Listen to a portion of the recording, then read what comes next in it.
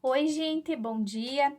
Estamos aqui para mais uma aula de literatura, onde nós vamos dar início à apostila número 7, tá? Então, espero que todos vocês já estejam com a apostila para que a gente possa continuar o nosso trabalho dentro da literatura, certo? Então, pessoal, eu gostaria de saber em um primeiro momento a quantas andam as leituras de vocês, né? Se vocês estão lendo, que livros vocês estão lendo, porque nós não podemos deixar a leitura de lado, né? Vocês sabem que a leitura ela ajuda a gente a obter um conhecimento de mundo maior, ela ajuda a gente a escrever melhores textos e ela, além de ser uma fonte de entretenimento, também é uma fonte de conhecimento. Então, não podemos deixar de fazer leituras, tá? Quando vocês mandaram os e-mails de vocês, eu mandei uma lista de 325 livros, né? Então, são livros que valem para todos os gostos. Vocês podem escolher um daqueles, né? Que, inclusive, os livros que eu vou falar agora, vocês têm lá também.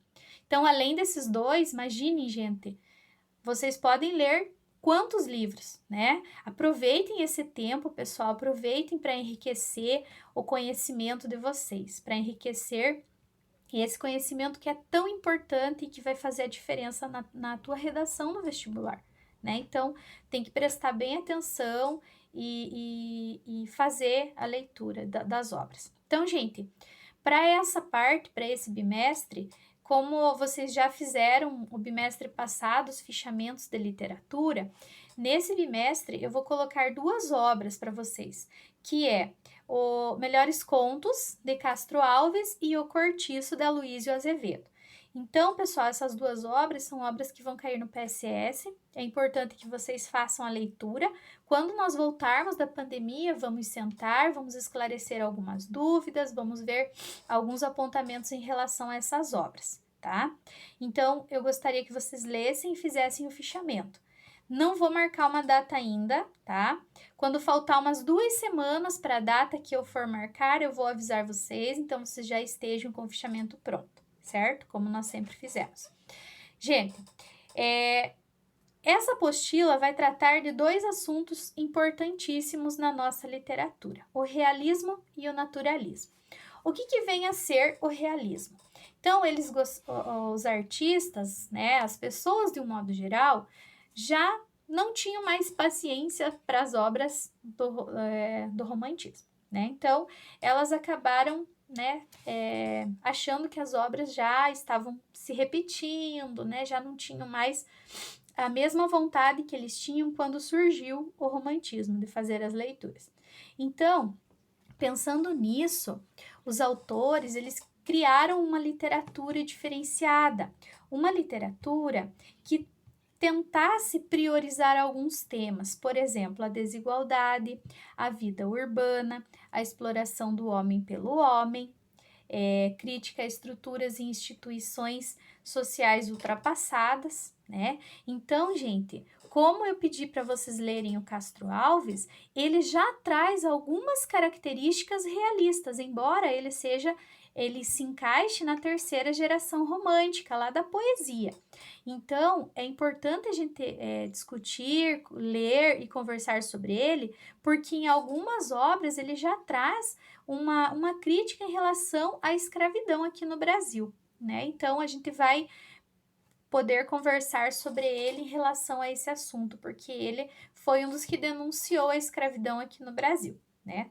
Então, gente, o que um realista achava? Que a arte, ela deveria ter um papel maior do que somente idealizar o mundo, idealizar a vida das pessoas.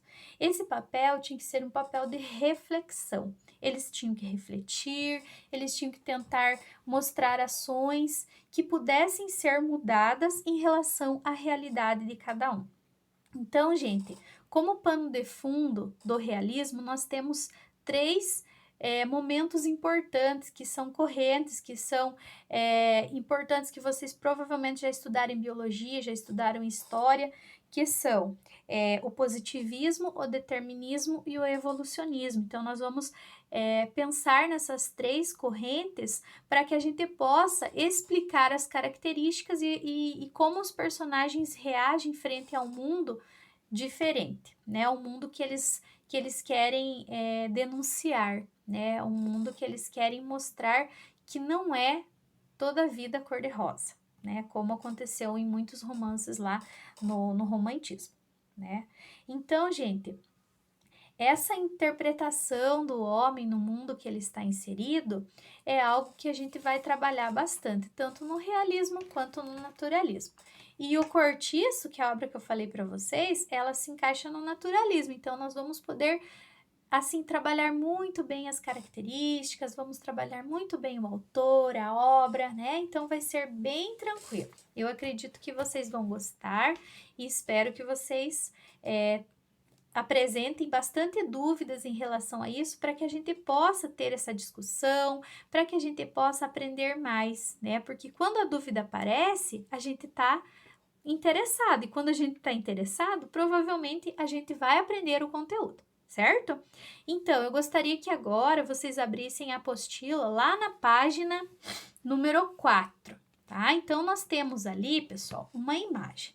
Antes de passarmos para as questões, eu quero que vocês façam a leitura dessa imagem. O que nós podemos observar? É um ambiente de trabalho. Trabalho aonde? Em uma fábrica, né? Provavelmente. Ali nós podemos ver bem ao centro, como se fosse algo que, como se fosse uma caldeira, né, que tem o fogo ali para fundir o ferro, né, então a gente percebe várias coisas, né, pessoal, é um ambiente escuro, tanto que a imagem também é uma imagem difícil de você perceber algumas características ali, porque por causa da cor, né, e essa cor, o que ela representa, por que o artista colocou essa cor? Né? Tudo tem um significado, né? Por que será? Para mostrar o ambiente obscuro, né? Tudo aquilo que está por trás do que muitos acreditam e acham que pode estar acontecendo, né? Então, para tentar mostrar uma realidade difícil, uma realidade dura, uma realidade que o homem teve que se adaptar para poder sobreviver, né? Então, são vários tipos de leitura. Então, pessoal, enquanto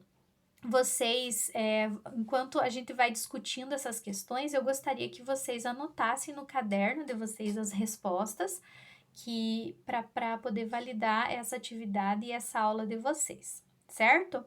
Então, ali na número 1, a cena representa o mundo do trabalho.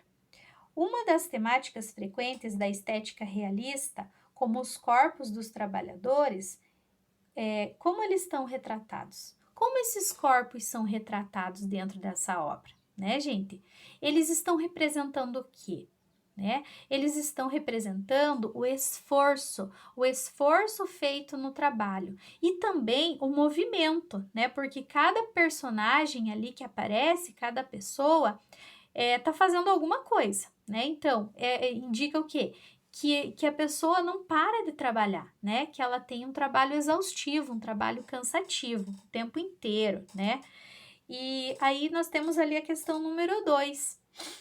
Outro aspecto que se pode notar nessa imagem é a ausência de detalhes do rosto das pessoas. Elabore uma hipótese que justifique essa escolha por parte do artista que produziu a obra. Gente, nós podemos ter várias hipóteses, mas qual é a sua hipótese em relação a isso? Por que será que a gente não consegue identificar o rosto dessas pessoas? Por quê? Porque nesse sentido, pessoal, nós podemos ter o trabalho como algo coletivo, realizado pelos homens de um modo geral, certo?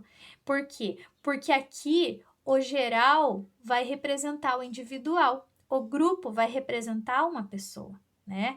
E então, o que eu posso dizer isso? É uma crítica também. Por trás disso, nós temos uma crítica dizendo que a identidade da pessoa, ela é suprimida, né? Então, é uma forma alienada de você perceber o mundo, né? Então, esse trabalho é alienado, essa não observação do rosto de pessoas seria o quê? Seria suprimir uma identidade individual, seria tirar essa identidade individual, dizendo que todas as pessoas são iguais e pertencem a um grupo, certo?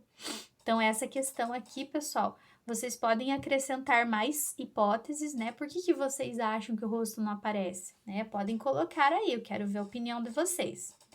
E na número 3 nós temos: como você descreveria o espaço da fábrica em que se encontram os trabalhadores? Ele lembra as representações da natureza segundo a estética clássica? Justifique sua resposta. Então, gente, vejam, ele está tentando fazer com que você faça uma retomada da estética clássica, né? Onde a natureza era observada, o ser humano de um modo individual era observado. Então, existe essa relação? Não, não existe essa relação, né? O espaço da fábrica, nesse caso, mostra-se desarmônico, né? É um pouco confuso, por quê? Porque cada um participa de uma atividade, de repente passa para outra, parece assim que não existe uma sequência, né? Não existe uma organização nesse trabalho, né? Assim, o que a gente pode dizer? Que isso está muito distante da estética clássica, muito distante, porque lá eles observavam o belo, até a própria cor, né? A utilização do claro e não do escuro, né? Então, a valorização da natureza, tudo isso faz parte dessa visão. Então, não existe relação com a estética clássica, certo? Então, gente, anotem lá essas respostas, acrescentem algumas coisas que vocês quiserem e eu aguardo que vocês mandem no grupo da sala uma fotinho com essas respostas para que a gente possa começar o nosso estudo da terceira, do realismo e do naturalismo, que é a segunda apostila de vocês, certo?